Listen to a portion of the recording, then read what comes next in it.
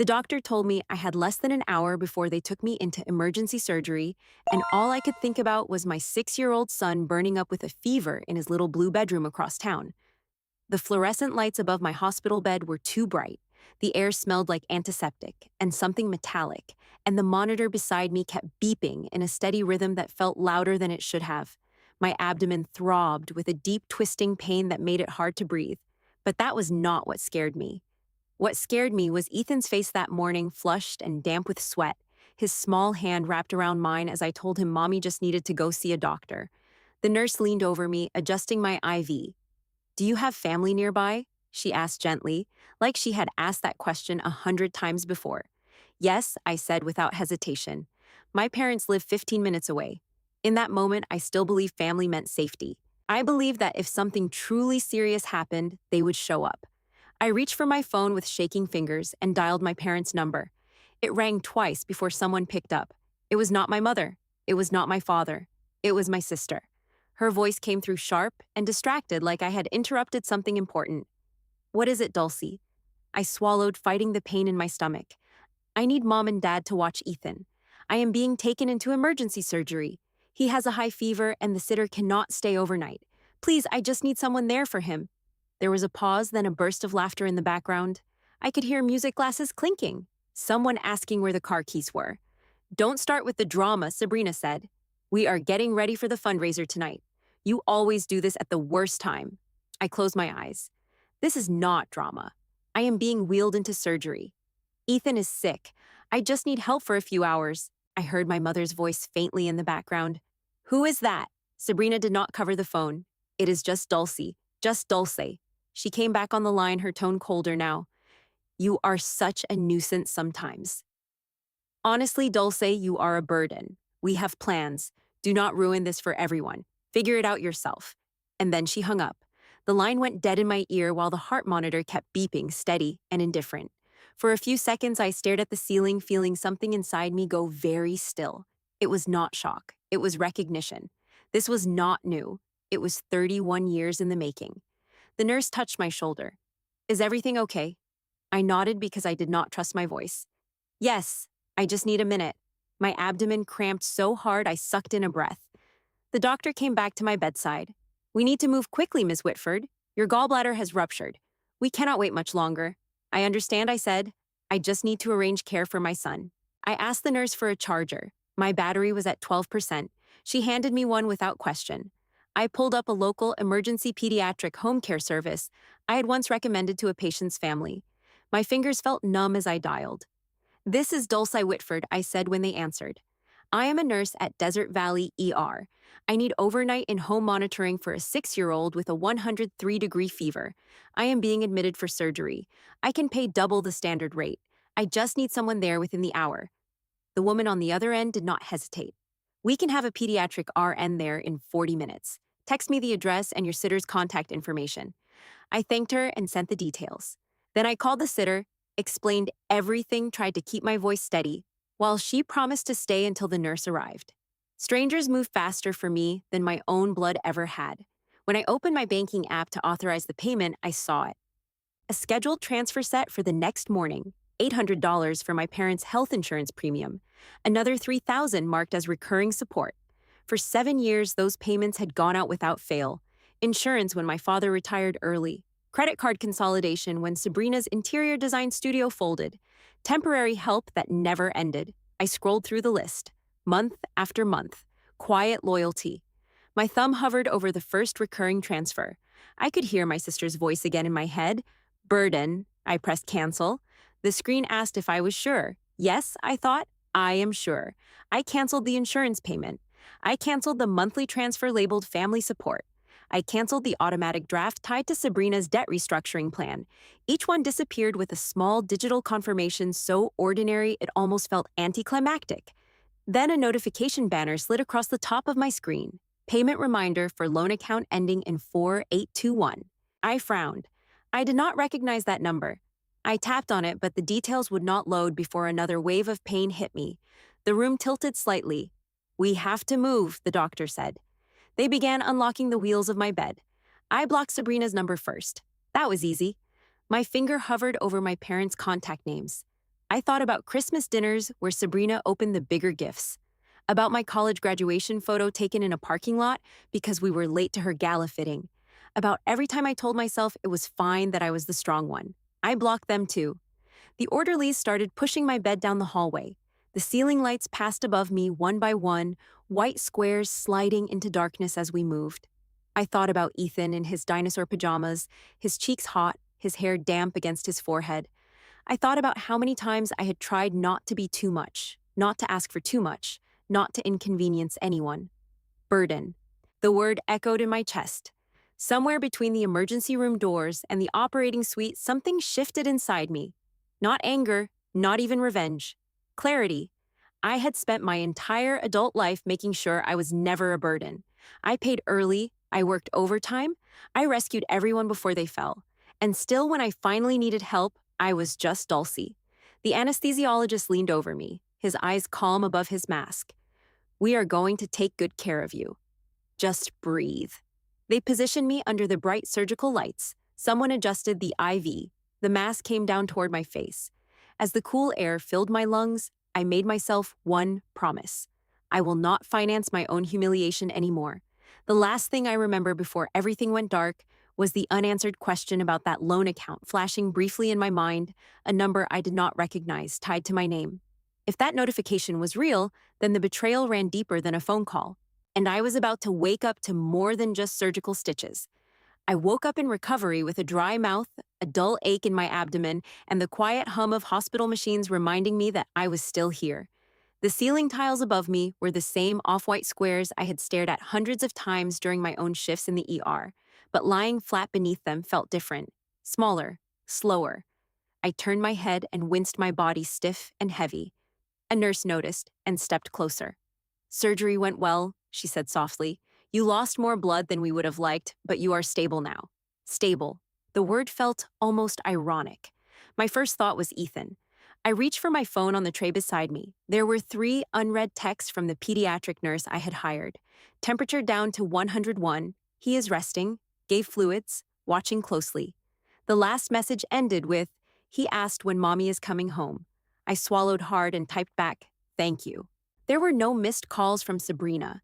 No frantic messages from my parents asking how the surgery went. Just one voicemail from my mother that had come in 2 hours earlier. I pressed play. "Dulcie," she said, her tone tight and careful, "call us when you calm down. This is getting out of hand. We are worried about you. Not how are you. Not are you safe. Just call us when you calm down." I let the message end and stared at the wall for a long time. As the anesthesia fog slowly lifted, so did the memories. They came in pieces at first, then in sharper frames like someone adjusting the focus on an old projector. I could not remember a time when Sabrina was not the center of the room. We grew up in a beige stucco house in a quiet suburb outside Phoenix, the kind of neighborhood where lawns were trimmed on Saturdays, and everyone knew whose kid made the honor roll. Sabrina was 4 years older than me, tall, quick, with a smile, the kind of girl who could walk into a room and have people leaning toward her without trying. My parents adored that about her. When she was 16 and announced she wanted to attend a summer design camp in San Diego, my father said we will make it work before she had even finished explaining the cost. I remember overhearing them in the kitchen that night. Mom said it is expensive, but she has talent. Dad answered she could go far if we invest in her now. Invest in her. That same summer, I brought home a brochure for a science enrichment program. I was 14, awkward, already living in Sabrina's shadow. I placed the brochure on the counter carefully and said I thought it might help me if I wanted to work in medicine one day. Dad skimmed it, nodded once, and said it looks good, but we have to be realistic about expenses. Be realistic. I told him it was fine. I always told them it was fine. At family gatherings, my mother would say Sabrina has such vision, she's not afraid to take risks. When relatives asked about me, the answer was steady. Dulcie, always so responsible. She will have a stable life. Stable was never meant as praise. It was a category.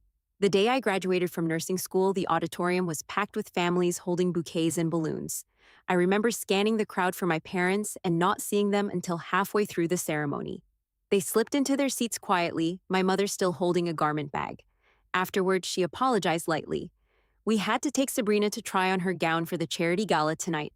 I nodded and told her I understood. We took one photo in the parking lot. No dinner, no celebration. I drove home alone and told myself I preferred it that way. That was the day I quietly decided I would never ask for anything big again.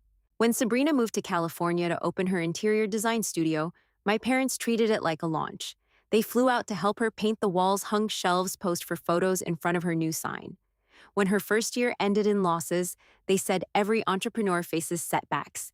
Around that same time, I was finishing my residency and picking up extra shifts in the emergency department.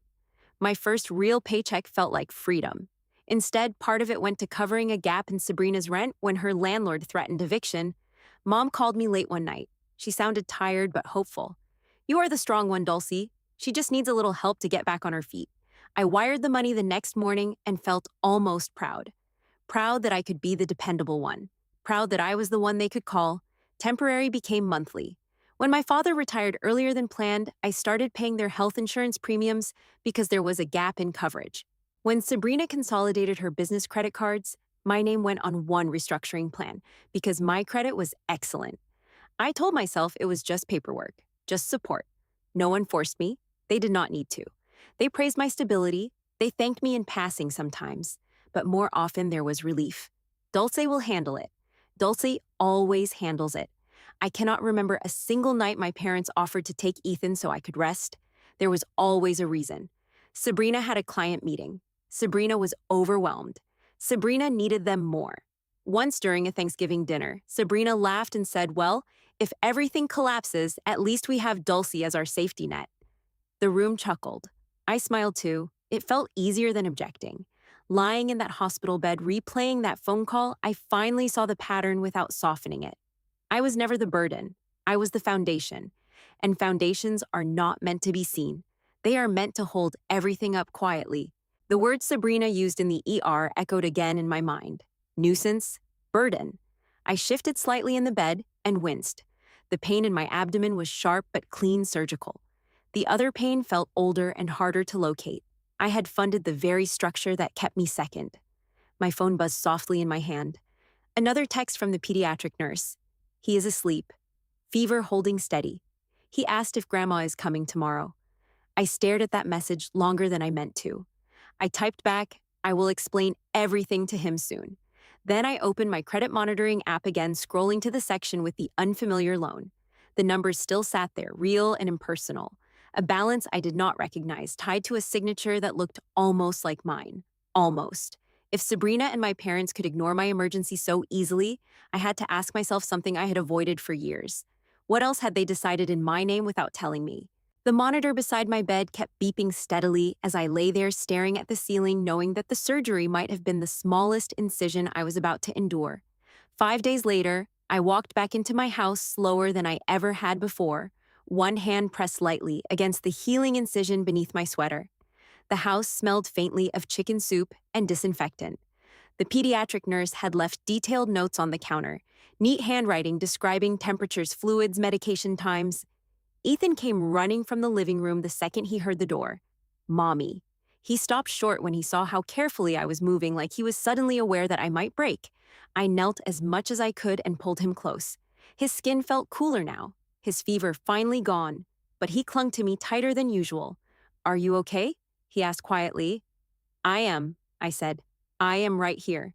That night after he fell asleep, I sat at the kitchen table with my laptop open and the house finally quiet. The overhead light cast a yellow circle on the wood surface, the rest of the room fading into shadow. My body was tired, but my mind felt sharper than it had in years. I logged into my bank account and began downloading statements. 1 month at a time at first, then whole years. The files stacked up on my desktop like a paper trail I had never bothered to examine closely. 7 years. 7 years of transfers that had become as automatic as breathing. I opened a spreadsheet and began typing in dates and amounts. $800 for my parents' health insurance month after my father retired early because he said he was tired of corporate politics. $2,000 here to cover a gap in Sabrina's studio lease. $5,000 there labeled short-term assistance during renovation delays. There were payments for credit card consolidation, payments for what my mother described as temporary bridge support payments tied to what Sabrina had once called business equipment. I added the numbers slowly, methodically, the way I would chart medication doses for a patient. The total passed 100,000 before I finished the third year. By the time I reached the seventh, my hands had gone still on the keyboard. Over $300,000. I leaned back in the chair and let out a long breath I did not realize I had been holding. It was not the money itself that stunned me. I earned a solid living. I had chosen to help. It was the pattern. Every sacrifice I had made flashed back in small, ordinary moments. The family vacation I skipped because I picked up overtime instead, the used car I drove longer than I should have, the home renovations I postponed because something urgent always came up for someone else. I scrolled further down the statement and paused. There were several payments labeled equipment advance that I did not remember approving. They were larger than the usual monthly support. 10,000 here, 15,000 there, each one spaced a few months apart. My chest tightened slightly. I clicked over to my credit monitoring service again. The loan ending in 4821 sat there with a remaining balance that made my stomach drop. It was listed as a small business line of credit. Primary guarantor Dulcie Whitford. Co-signer Sabrina Whitford.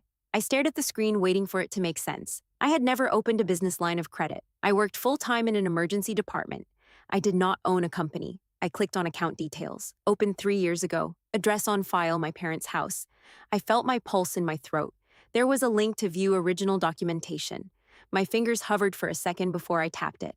A secure portal loaded slowly, then displayed scanned copies of signed paperwork. My name was printed clearly at the top. Below it was a signature that looked almost like mine. The loops were similar. The tilt was close, but the pressure pattern was off. The way certain letters connected was not how I wrote them. I knew my own handwriting. I had signed enough medical charts and legal disclosures to recognize the difference. I checked the date. 3 years ago, late September. I opened my calendar archive and pulled up my work schedule from that week. I had been on a double shift in the ER that day.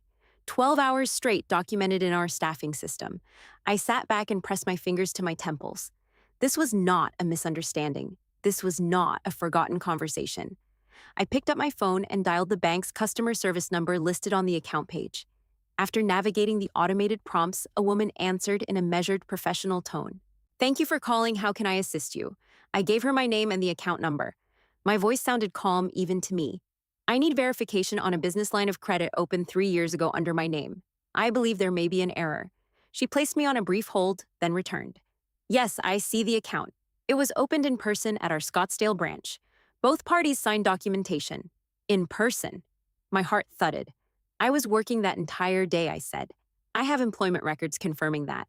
I have never signed paperwork for this loan." There was a pause on her end, the kind that suggests a shift from routine to serious.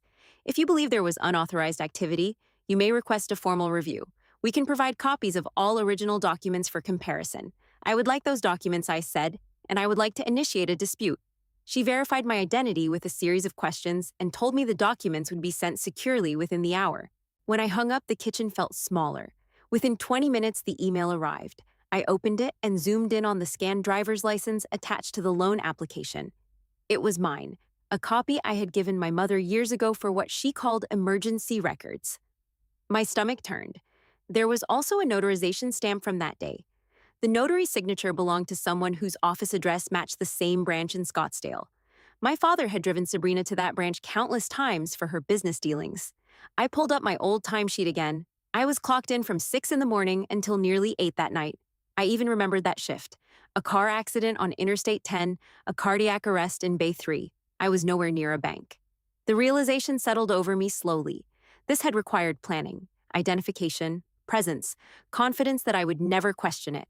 I imagined Sabrina at that desk sliding paperwork forward. I imagined my father sitting nearby, perhaps nodding in approval. I imagined my mother believing it was just a formality because Dulcie always says yes. My phone buzzed with a text from a colleague asking how recovery was going. I stared at the screen, then set it face down.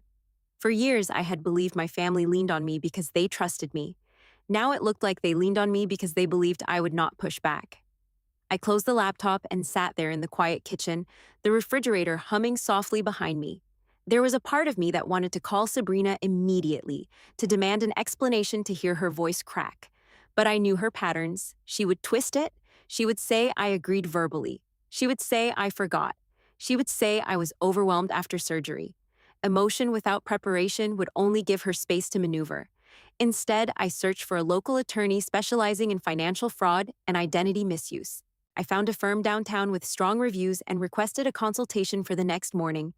As I clicked confirm, Ethan stirred in his bedroom down the hall.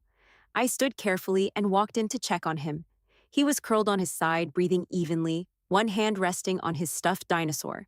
I brushed his hair back gently. I had spent years making sure everyone else felt secure. Now I needed to make sure my own house was built on something solid. When I returned to the kitchen, I glanced once more at the loan balance on the screen.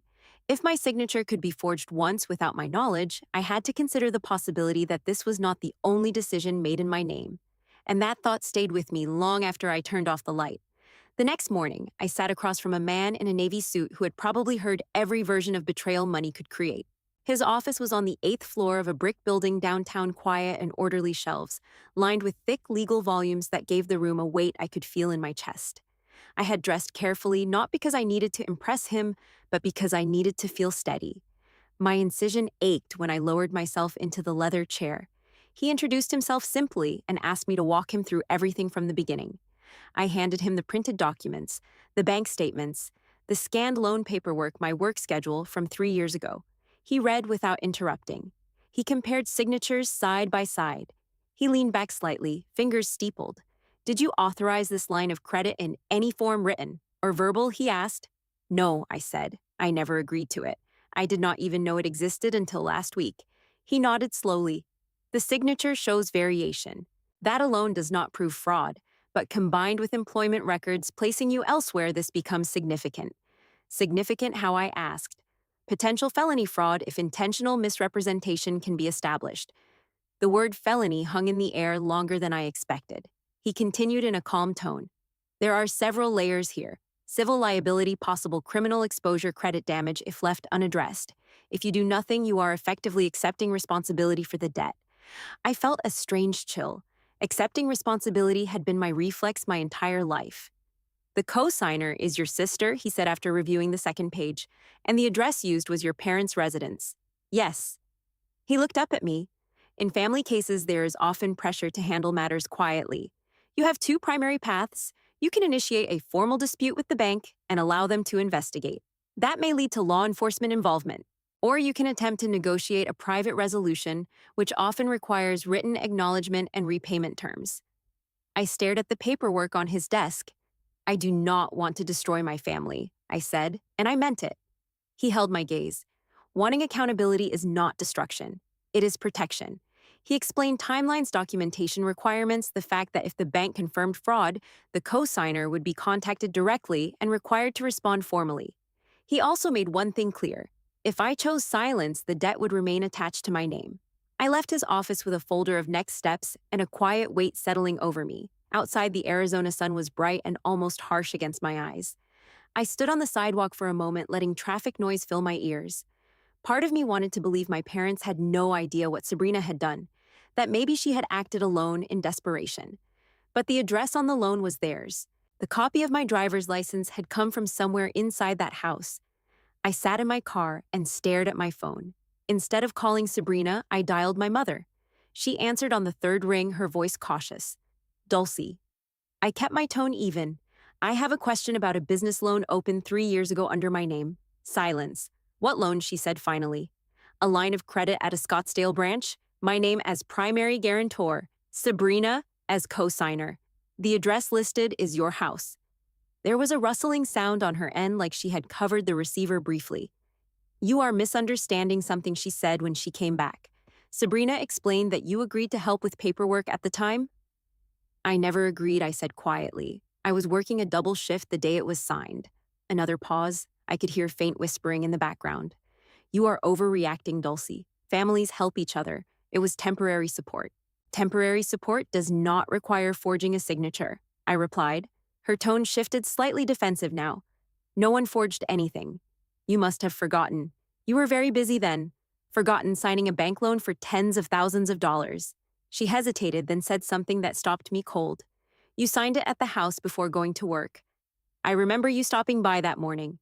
I closed my eyes. I did not stop by that morning. I had been at the hospital before sunrise. And the only way she would believe I had signed at the house was if someone had told her that story. Sabrina's voice cut into the line suddenly. Give me the phone. Her tone was controlled, almost rehearsed.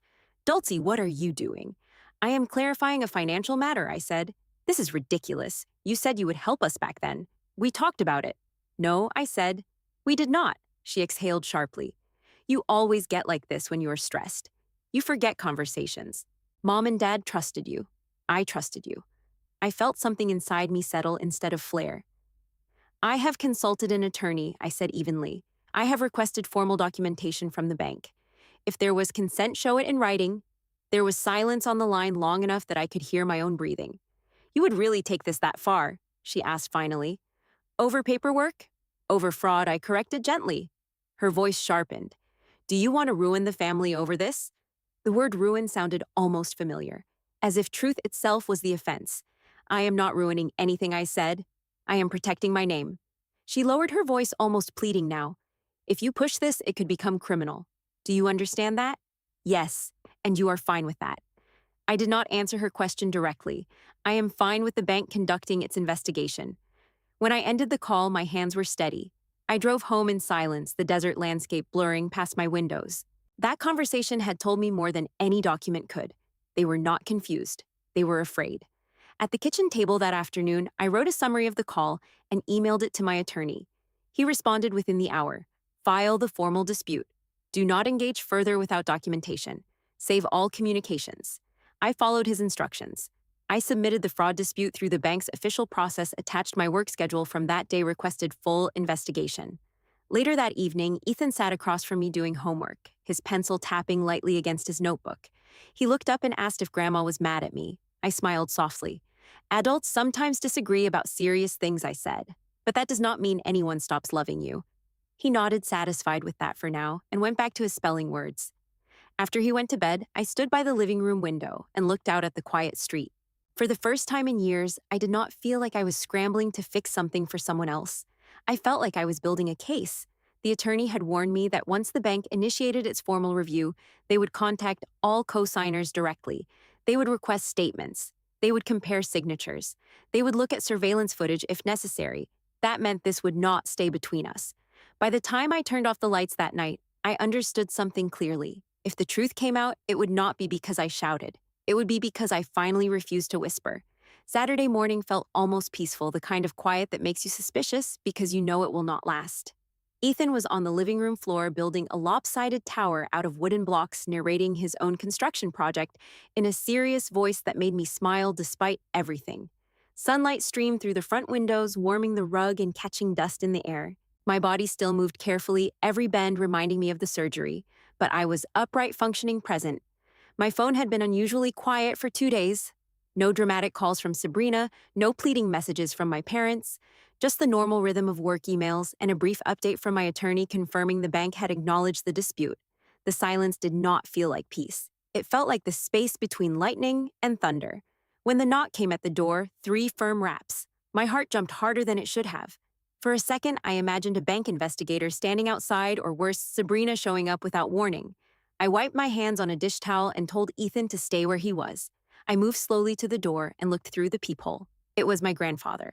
Grandpa Harold stood straight as ever, even in his late 70s, silver hair, neatly combed back, blue eyes sharp behind wire-rimmed glasses. He wore a pressed button-down shirt and carried himself like he was still on the bench, even though he had retired from the federal court years ago. I opened the door, surprised. Grandpa. He stepped forward and wrapped me in a careful hug, mindful of my posture before I could even say anything. You are healing, he murmured, as if he could see the stitches through my sweater. Come in, I said. He walked into the living room and took in the space with quiet observation. Ethan looked up from his blocks. Is that Great-Grandpa Harold? It is, I said. Grandpa crouched slowly, ignoring the protest of his own knees, and shook Ethan's hand solemnly. I hear you have been quite brave. Ethan grinned shyly. After a few minutes of small talk and promises of ice cream, later Ethan returned to his blocks. Grandpa and I sat at the kitchen table, the same place where I had spread out bank statements just nights before. He did not ease into the subject. I know about the surgery, he said, and I know about the loan. I felt my shoulders tighten. How? Marlene called me, he replied, referring to my aunt. She heard from one of your cousins that something serious was happening. And I have eyes, Dulcie. I have watched this family for a long time. He folded his hands neatly on the table. I have watched how your parents orbit Sabrina. I have watched how you quietly compensate. I told myself siblings work things out. But this has crossed into something else. I stared at the grain of the wood beneath my fingers. You think they knew I asked. He held my gaze. I think they have enabled her for decades. Whether they understood the legal risk or not, they understood the imbalance. He leaned back slightly. Do you have records of the money you have sent over the years? Yes, I said. Every transfer, 7 years. Good. He said it like a judge confirming evidence. There is something you should know, he continued. I have been revisiting my estate plan. Not because I'm planning to go anywhere soon, but because integrity matters. If there is fraud inside my own family, I cannot ignore it. My throat tightened. I am not trying to create a war, Grandpa. He gave me a look that was both gentle and firm. Truth is not war. It is light. He reached into the inside pocket of his jacket and pulled out an envelope, cream-colored, thick paper, embossed lettering. My 80th birthday is next weekend, he said. Everyone will be there. I looked at the envelope without touching it. I want you to come, and I want you to bring your documentation. You want me to expose them at your birthday party. He shook his head slightly. I want facts stated clearly in front of witnesses. No shouting, no humiliation, just clarity. Families hide behind politeness too often. Politeness has protected this pattern for 30 years. The word pattern settled heavily between us. If this comes out publicly, I said slowly, it changes everything. He nodded. Yes, it does. He studied me for a long moment. Dulce, you have carried this family financially for years. You have been their safety net, and then when you needed help, they called you a burden. That tells me the problem is not misunderstanding. It is structure. I exhaled slowly. Sabrina has already started telling people I am unstable, I said, that I am overreacting after surgery. He smiled faintly, not amused but knowing. Then let her talk. Words collapse when facts stand beside them. He slid the envelope toward me. I am not asking you to attack anyone. I am asking you to stop protecting what harms you. After he left, the house felt different, as if something irreversible had been set in motion. I sat at the table and opened the envelope. Formal invitation, Sunday afternoon, full family attendance expected. I pulled out my binder and began reorganizing it. Bank statements in chronological order, loan documentation, work schedule proving I was on shift the day of signing, notes from my attorney. As I flipped through the pages, I noticed something I had missed before, a smaller transfer tied to the same month the loan was opened. $10,000 labeled equipment purchase, but sent from my account directly to Sabrina's business. The date was 3 days before the loan signing. My stomach turned. That money may have been used as initial collateral. I stared at the number for a long moment. This was deeper than impulse. It was planned. I closed the binder and pressed my palms against it. I could still back out. I could choose privacy. I could let the bank handle it quietly and avoid the public fracture. But I thought about Ethan asking if Grandma was coming tomorrow. I thought about the word burden, spoken so casually into my ear while I lay on a hospital bed. Silence was what made this possible. That evening, I called my attorney and told him about the upcoming gathering. He listened carefully. If you speak, stay factual, he advised. Do not speculate. Do not accuse beyond documented evidence. I will not, I said. After I hung up, my phone buzzed with a text from a cousin I rarely spoke to. Heard there is tension before Grandpa's party. Sabrina says you have been acting unpredictable since surgery. Just giving you a heads up. I read it twice. The storm was already gathering. I looked at the binder on the table, then down the hallway toward Ethan's room. For the first time in my life, I was not preparing to smooth things over. I was preparing to let them stand in what they had built. 3 days before Grandpa Harold's birthday, my phone lit up with a message from a cousin I had not spoken to in months. It was mid-afternoon, and I was sitting at the kitchen table reviewing the binder again, while Ethan colored at the other end. The house was quiet except for the hum of the dishwasher. The text read, I hope you are doing okay. Sabrina says you have been going through a lot since surgery. She is worried about you. I stared at the words for a long moment. Worried. A second message came through before I could respond. I do not want to get involved, but some of the family is confused about what is happening. She said you cut off support without explanation. Attached was a screenshot from a group message I had apparently been removed from. In it, Sabrina had written that the past few weeks had been difficult, that stress and medication can affect judgment, that sometimes when people are overwhelmed, they misinterpret situations. She thanked everyone for being patient while things settled down. Settle down. There was no mention of a loan, no mention of forged signatures, no mention of the night she called me a burden while I was being prepped for surgery. I felt a slow heat rise in my chest, not explosive, but steady. This was familiar. When we were children and something went wrong, Sabrina always spoke first. She shaped the story before anyone else could. By the time I tried to explain, I sounded defensive. I typed back to my cousin, "Thank you for letting me know. I am fine. There are financial documents involved. That is all." I did not elaborate. Within an hour, two more relatives texted variations of the same concern. "Heard there is tension. Hope you are recovering well. Let us know if you need anything." Need anything. I almost laughed. By early evening, my mother called. Her voice was softer than usual, measured. "Dulce, we need to talk about Sunday." "We are talking," I said calmly. She sighed. "This situation is embarrassing. Your grandfather's birthday is not the place for accusations." "Facts are not accusations," I replied. "You are taking this too far? Families handle matters privately." I glanced at the binder on the table. "It was handled privately for 7 years," I said. There was a pause, then my father's voice came onto the line. "Do not humiliate your sister in front of everyone," he said. "Whatever happened can be resolved without making a scene." I felt the old instinct flicker inside me, the urge to minimize, to reassure, to say I would not cause trouble. Instead, I said, "I am not planning a scene. I am bringing documentation. Documentation of what my mother pressed, of payments, of the loan, of the day it was signed." The line went quiet. Then my mother said something that told me more than her denial ever could. "Your grandfather is sensitive about integrity. You know that. If this turns into something public, it could affect how he sees things, how he divides things." The meaning was clear: the will. "So that is what this is about," I said quietly. "It is about family stability," she replied quickly. "You are overreacting because you are hurt." I almost smiled at that. "I am hurt," I agreed, "but I'm also informed." When I ended the call, my hands were not shaking. Later that night, after Ethan had gone to bed, I opened my credit report again. The disputed loan now showed as under review. But I noticed something else. The balance had increased slightly from accrued interest since my last check. They had continued using it. I called my attorney and updated him on the smear campaign and the phone call. "Do not respond emotionally to extended family," he advised. "Let documentation speak. Once the bank completes initial review, they will contact all parties. That will limit narrative control." Narrative control. Sabrina had always thrived on that. The next morning, my Aunt Marlene called. "I heard what is being said," she began without preamble. "You are not unstable. You are steady. I have watched you for years." Her voice steadied me more than she probably realized. "Sabrina has been calling people all week," Marlene continued. "She says you misremembered conversations. She says you gave verbal consent." "Of course she does," I said. Marlene lowered her voice. "She is afraid, Dulcie." That word landed differently than worried. Afraid of what? Of consequences. By Friday afternoon, the family group chat had gone silent. No one was posting recipes or photos or reminders about Sunday. It was as if the air had been sucked out of it.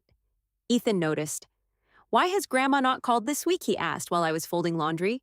"She is busy," I said carefully. He nodded, accepting that the way children do, but I saw the question linger in his eyes. That evening, I placed the binder neatly into a leather tote. I ran my fingers over the edges of the papers inside, making sure everything was in order.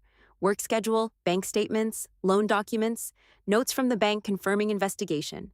I was not bringing anger with me. I was bringing evidence. My phone buzzed just after 9. It was a voicemail from Sabrina. Her voice was tight controlled. "If you walk in there with that folder, do not expect to walk out with a family." I listened to it twice before deleting it. The threat should have shaken me. Years ago, it would have. Instead, I felt something else. Clarity. If the only way to keep a family was to accept fraud and silence, then I had already lost it long ago. On Sunday morning, I woke before the alarm sunlight just beginning to filter through the curtains. My incision tugged slightly when I sat up, a reminder of the body healing beneath the surface. I stood in the quiet kitchen, made coffee, and looked at the tote resting by the door. The storm had already started moving across the horizon. All that remained was to walk into it. Grandpa Harold's house sat on a quiet stretch of manicured land in Scottsdale white columns and wide windows catching the Arizona sun like it had nothing to hide. I parked along the circular driveway behind a line of familiar cars and unfamiliar luxury sedans. I had left Ethan with my neighbor for the afternoon, promising him I would bring back a slice of cake. As I stepped out of my car, the incision beneath my dress tugged faintly, a reminder that my body was still healing even if everything else felt sharp and awake. I adjusted the strap of my tote, the binder inside heavier than its weight alone justified, and walked toward the entrance. Music drifted from the backyard. Light jazz carried over the hum of conversation.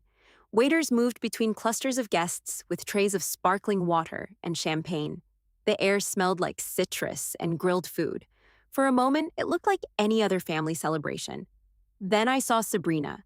She stood near the patio doors in a pale blue dress hair, styled perfectly, one hand resting lightly on a glass. She laughed at something an uncle said, her head tilted just enough to suggest effortlessness.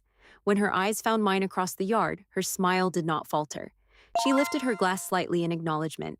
I held her gaze and gave a small nod. As I stepped into the crowd, I felt it immediately. The subtle shift. Conversations that slowed half a beat too long. Eyes that flicked toward me and then away. A cousin offered a tight smile and asked how I was feeling, his tone too careful. Recovering well, I said. An aunt squeezed my arm gently and said, "We are praying for you." I wondered which part she thought needed prayer. Fragments of whispers floated near me as I moved through the patio. Stress can do that to a person. She has always been sensitive. I hope this does not ruin today. Ruin. The word followed me like perfume. Sabrina approached with smooth confidence, her heels clicking softly against the stone. She leaned in as if to kiss my cheek. "You look better," she said lightly. "Surgery must have been exhausting." "It was necessary," I replied. Her eyes flicked down to my tote. "You did not have to bring work with you," she murmured quietly. "It is not work," I said. "It is paperwork." Her smile tightened for a fraction of a second. "You can still choose peace," she whispered, her tone dropping just enough that only I could hear it. "Peace built on silence is not peace," I said softly. She straightened immediately, turning toward a passing relative with renewed brightness. "You remember my sister Dulcie," she said loudly. "She has had quite a month." The emphasis was subtle but deliberate. My mother approached moments later, her expression arranged carefully between concern and warning. "Let us keep today joyful," she said under her breath. "Your grandfather deserves that."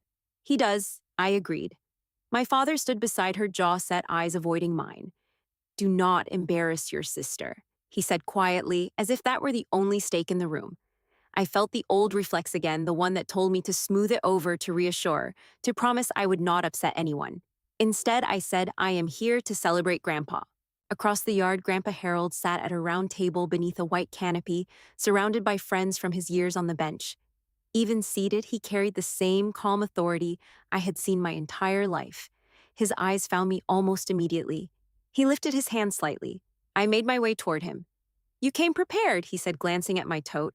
"Yes." He studied my face for a moment. "Are you steady?" I considered the question carefully. "Yes," I said again. "Good. Truth does not require volume. It requires posture." A server passed refilling glasses. Guests began to drift closer as someone announced it was nearly time for toasts.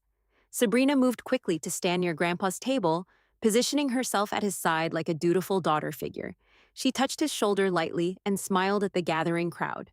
Before anyone else could speak, she raised her glass. To Grandpa Harold, she began, her voice carrying effortlessly. "A man who taught us the value of family, of unity, of supporting one another even in difficult seasons." Her eyes slid toward me briefly. "This past year has reminded us how fragile things can feel when stress takes hold. But we are stronger together." A few people nodded. Someone murmured, "Hear, hear." She went on about gratitude and forgiveness, weaving a narrative of resilience that would have sounded beautiful if I did not recognize the threads. When she finished, there was polite applause. Grandpa did not clap. He rose slowly, steadying himself on the table for balance. The crowd quieted almost immediately. "Thank you, Sabrina," he said, his voice even. "That was thoughtful." He looked around at the gathered faces. "Before we continue with cake and celebration, there is something I would like to address." The air shifted. It was subtle at first, a tightening of shoulders, a collective breath held. Sabrina's hand remained lightly on the back of his chair. Grandpa continued, I have always believed that families are strongest when built on truth. Not comfort, not appearance, truth. My heart began to pound, but my expression did not change. He turned his head slightly. Dulcie, would you join me up front? The yard fell completely silent. Conversations stopped mid-sentence. Glasses hovered halfway to lips. I felt dozens of eyes turn toward me at once. Sabrina's hand dropped from the chair. I adjusted the strap of my tote, felt the solid edge of the binder inside, and stepped forward. Every footstep sounded louder than it should have against the stone patio. When I reached Grandpa's side, he placed one hand lightly on my shoulder. The sun felt hotter now, the air thinner. Across from us, my parents stood rigid, my mother's smile gone entirely. Sabrina's composure flickered just for a second. Grandpa looked out over the gathering, his gaze steady.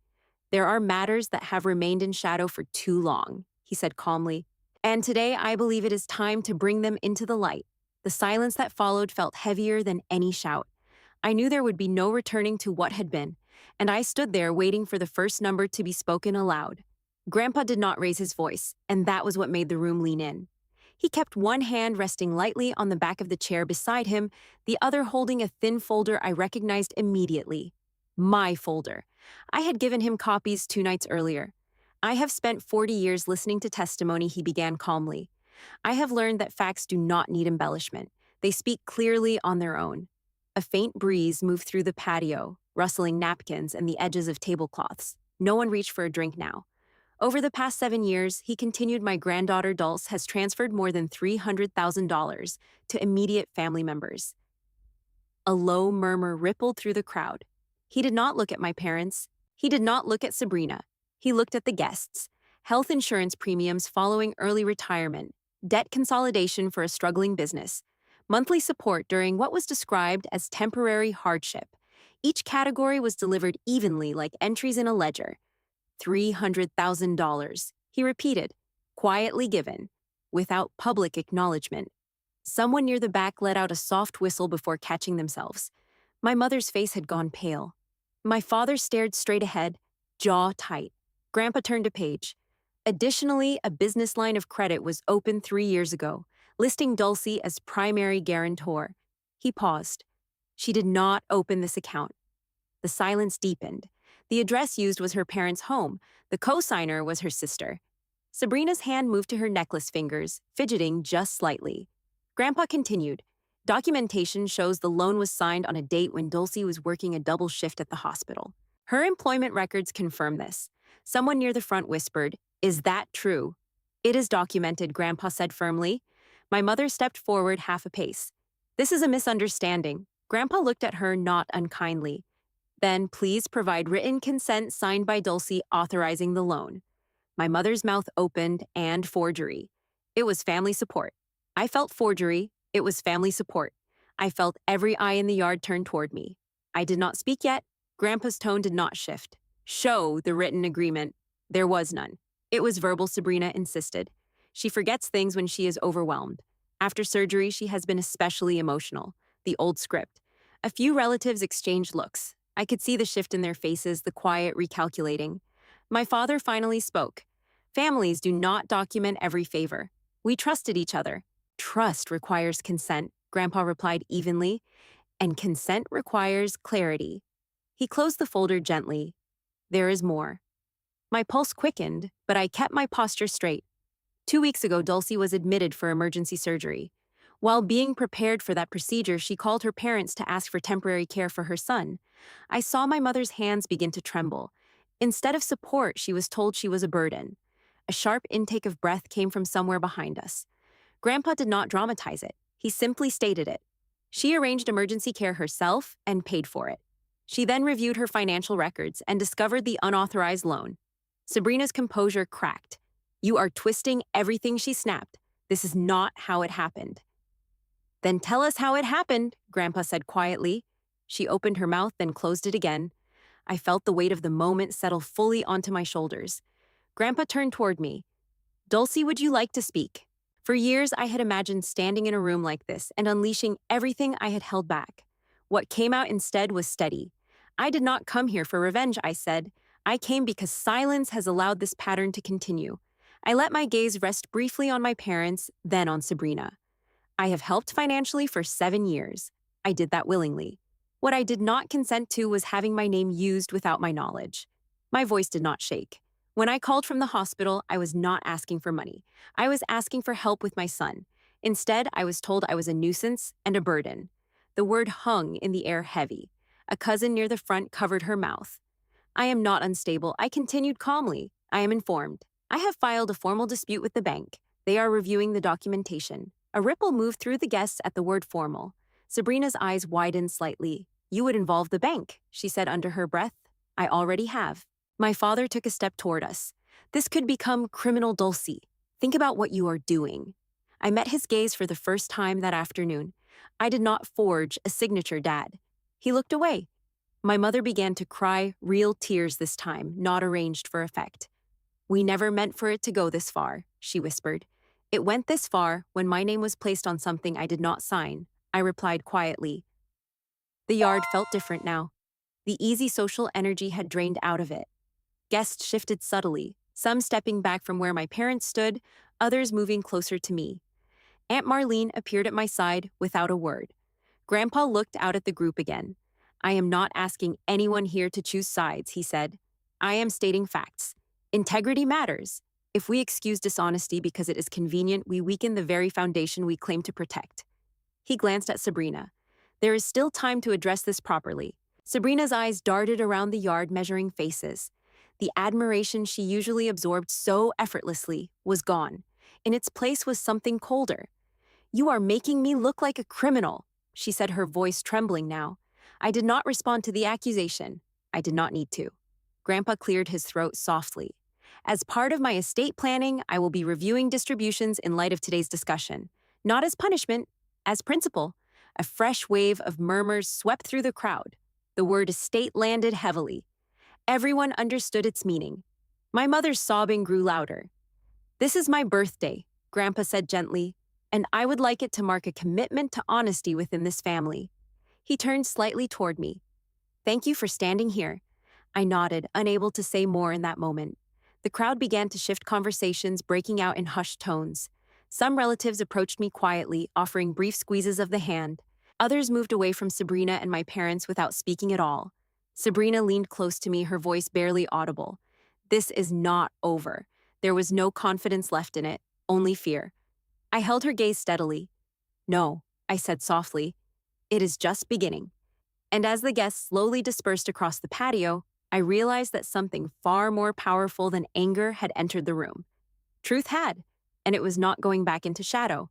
The morning after the party felt strangely ordinary. Ethan sat at the kitchen counter eating cereal, his legs swinging beneath the stool milk, dripping from the edge of his spoon. Sunlight spilled across the floor, just like it always did. The world outside my windows had not shifted, even though something fundamental inside my family had cracked open.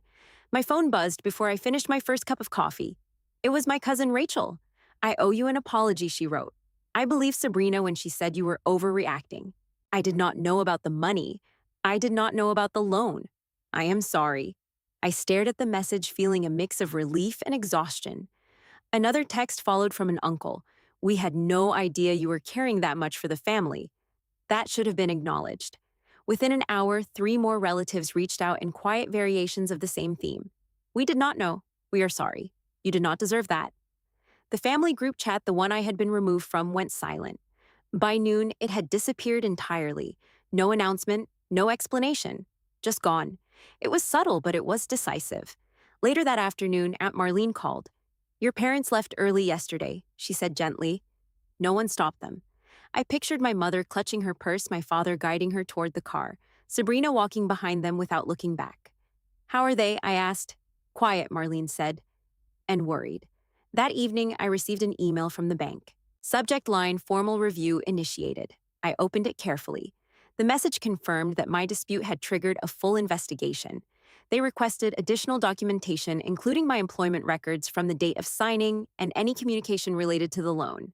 I forwarded the email to my attorney and attached my hospital shift logs. Within minutes, he responded, "This is moving faster than usual. That suggests preliminary concern." Preliminary concern. 2 days later, a second email arrived. The account ending in 4821 has been temporarily frozen pending investigation. All co-signers will be contacted directly. I felt a steady exhale leave my body. They could not spin that into stress-induced confusion. That night, my phone rang. It was Sabrina. I let it go to voicemail. Her message was shorter this time. Why did you have to escalate this so publicly? I deleted it. Through Marlene and a few cousins, I began to hear the practical consequences unfolding. Without my monthly transfers, my parents' budget tightened immediately. The health insurance premium I had quietly covered for years was now their responsibility again. The mortgage payment, which I had helped supplement during slower months, pressed harder against their retirement savings. My father took a part-time job at a hardware store 3 weeks after the party. I drove past it once on my way home from work and saw him through the front window, wearing a red vest helping a customer find light bulbs. It did not bring me satisfaction. It brought me clarity. Sabrina's design studio felt the impact even faster. Word travels quickly in professional circles, especially when trust is involved. A former client withdrew from a renovation project citing concerns about financial transparency. Another delayed payment until the loan matter was resolved. She had built her brand on presentation. Now presentation was cracking. I did not post anything online. I did not defend myself publicly. I did not comment on speculation. I went to work, came home, helped Ethan with homework, cooked dinner. At night, when the house was quiet, I would sit at the kitchen table and review the numbers again. Not because I doubted them, but because I needed to see the art clearly. 7 years of funding, one forged signature, one public moment where truth stood without embellishment. A week after the party, Marlene called again. They had the house appraised, she said quietly. Your parents are considering selling. The words hung heavy. They always believed they would retire there. I closed my eyes. I do not want them homeless, I said. They will not be, she replied. They will adjust. That is what people do when they live within their means. Within their means. That phrase felt almost foreign in the context of my family. 2 weeks after the party, the bank sent another update. Preliminary findings indicate signature inconsistencies, requiring further review and possible escalation. I read the line twice. Possible escalation. My attorney called shortly after. This means the bank's internal review team believes there is sufficient discrepancy to warrant deeper investigation. They may refer it to their fraud department formally. What happens then? I asked. They will request statements from all parties. If intentional misrepresentation is confirmed, there can be criminal exposure. However, in family cases, banks sometimes allow civil resolution if repayment is structured quickly. I leaned back in my chair. I am not pushing for prison, I said quietly. Understood, he replied. But the choice may not be entirely yours if the bank views this as systemic fraud. Systemic, the word echoed. That night after Ethan fell asleep, I walked through the house turning off lights one by one. The air felt lighter somehow, even though the consequences were only beginning. For years, I had carried the weight of everyone else's instability. Now gravity had shifted. My phone buzzed again just before midnight. A text from Sabrina. We need to talk in person. No accusation, no theatrics. Just that. I stared at the message for a long time before setting the phone face down. The storm had moved from public to personal, and I knew the next conversation would not be about perception, it would be about admission. I agreed to meet her 2 days later at a small coffee shop halfway between our houses, a neutral space with soft lighting and the smell of roasted beans that clung to your clothes long after you left.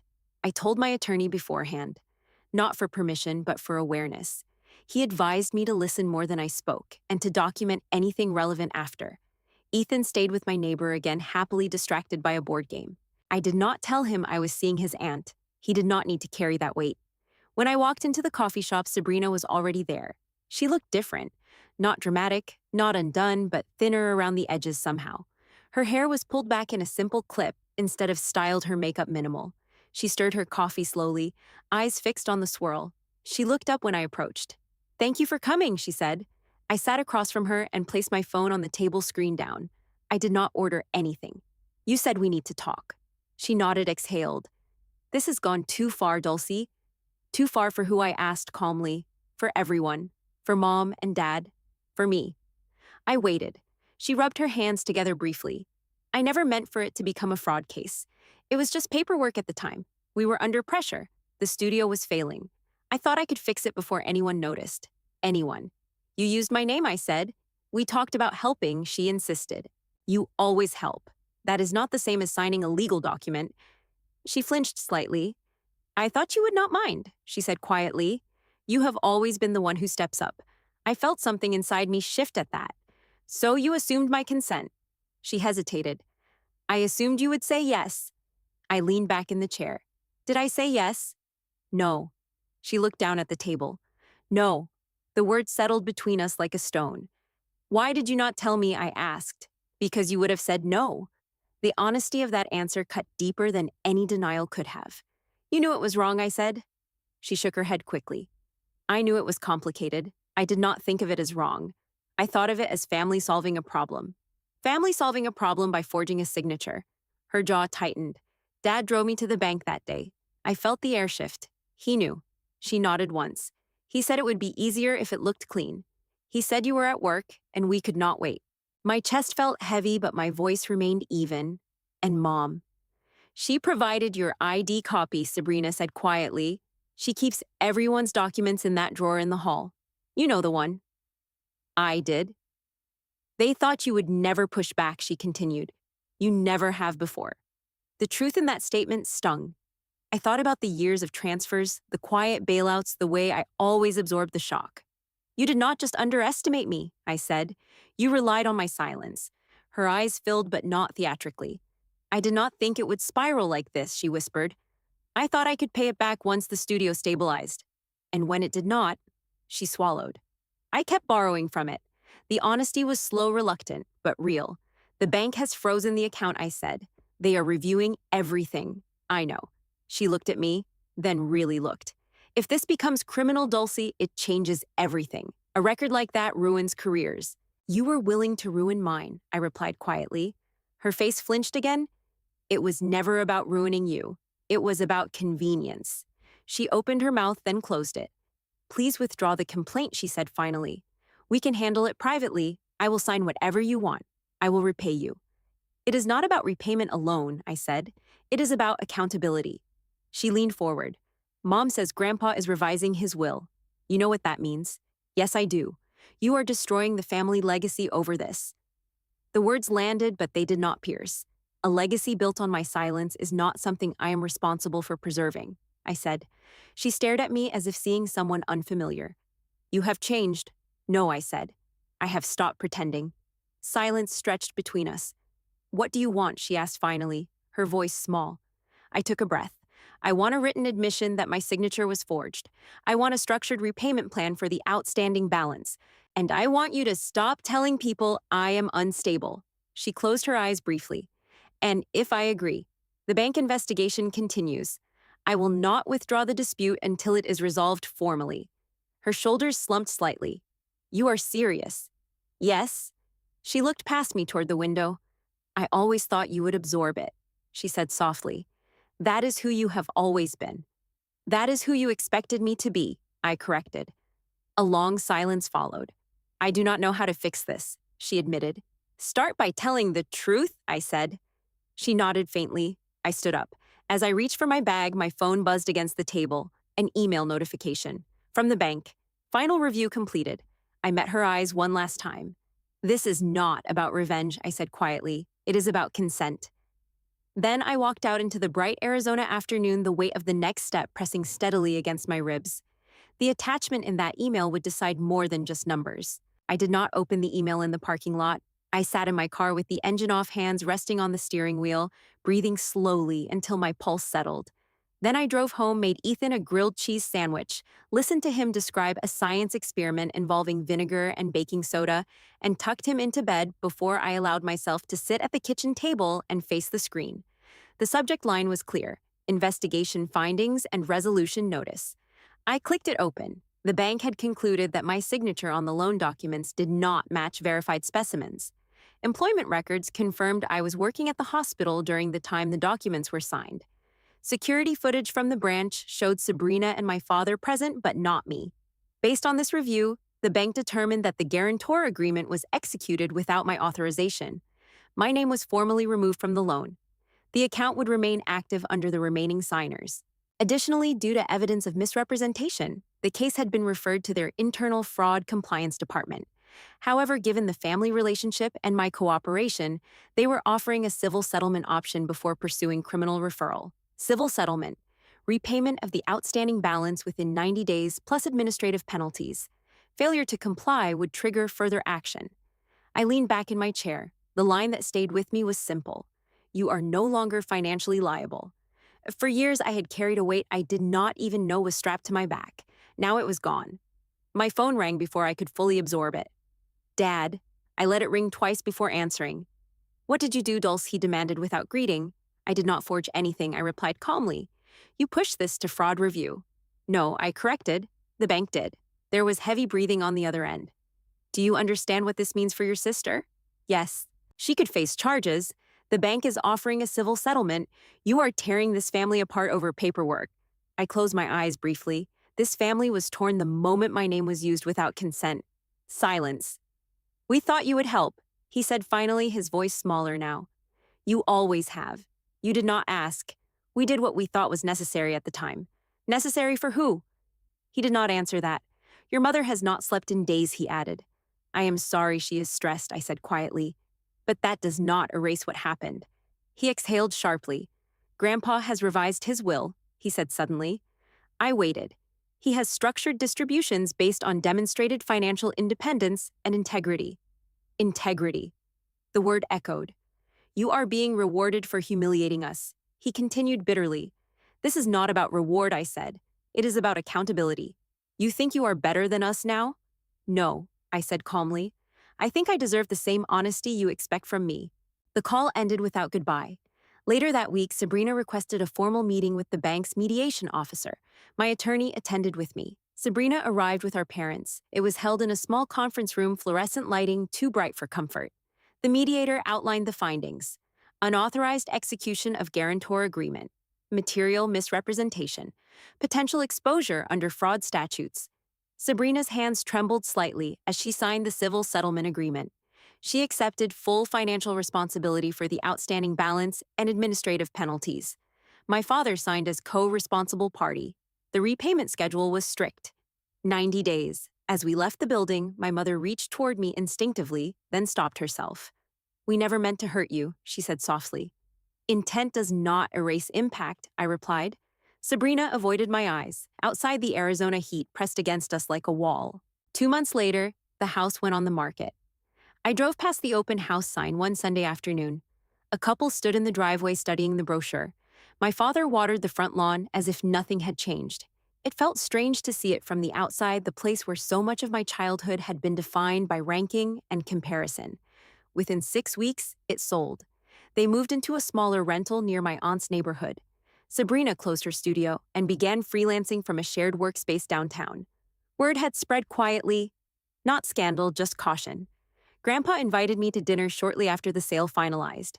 He poured iced tea and studied me across the table. You did not retaliate, he said. You corrected. I did not feel triumphant, I admitted. That is how I know you acted from principle, he replied. He told me he had updated his estate documents not to favor me, but to structure distributions with oversight and conditions tied to accountability. No blank checks, no silent bailouts. We all benefit when expectations are clear, he said. One evening, as I folded laundry in the living room, my phone buzzed again. Sabrina. I almost ignored it. Instead, I answered. I signed the repayment plan, she said immediately. I am taking a consulting contract to cover the penalties. I know. There was a pause. I told Mom and Dad it was my decision, she added quietly. They tried to argue, but I stopped them. That surprised me. Why? Because this time it actually was my responsibility. Silence stretched between us. Not hostile, just unfamiliar. I am not asking you to fix anything, she continued. I just wanted you to know I am not pretending anymore. That mattered more than apology. I hope you rebuild, I said. Me too. We ended the call gently. Months passed. The loan balance decreased steadily according to the bank's online portal. My name remained nowhere on it. Ethan grew stronger, healthier. His fever that night felt like a lifetime ago. One afternoon, he asked why we did not visit Grandma's big house anymore. Because sometimes families change houses, I told him. He accepted that easily. Children often do. I no longer woke up with a knot in my stomach. I no longer reviewed bank statements with dread. The consequences had settled where they belonged. And for the first time in my adult life, I felt the ground beneath me was entirely my own. Peace did not arrive like fireworks. It came quietly in ordinary moments. 6 months after the mediation, I was standing in my small backyard, watching Ethan practice riding his bike without training wheels. The Arizona sun was lowering into that soft gold that makes even modest houses look warm and generous. He wobbled, corrected, wobbled again.